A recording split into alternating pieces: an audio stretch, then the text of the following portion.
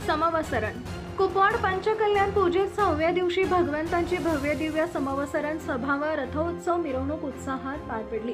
कुपवाड पंचकल्याण पूजेच्या 6व्या दिवशी सायंकाळी भव्य रथोत्सव मिरवणूक पार पडली। यामध्ये 6 वाद्य, 2 हत्ती, 16 घोडे,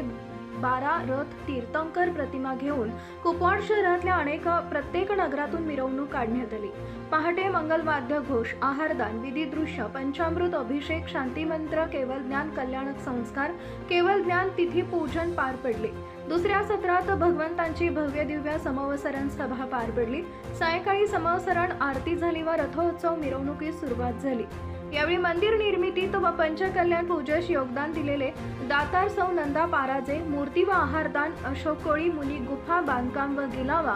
प्रकाश अडमुठे, पद्मश्री अडमुटे आहारदान, सुरेश पाटील धामणी मंदिर मानस्तंभ मूर्तीदान, सुनंदा पाटील, राहुल पाटील गर्भगृह चौकट दातार, श्रीमंती शेवती उपाध्ये पालखी व चंद्रप्रभू मूर्ती दातार, राजू पाटील अभियंता, स्वप्नील खोत, सुदर्शन खोत परिवार, अनिल पाटील मुरारे व जेवण विभाग टीम, डॉक्टर सुभाष चौगोडा पाटील, लतिका जैन मंडप दातार,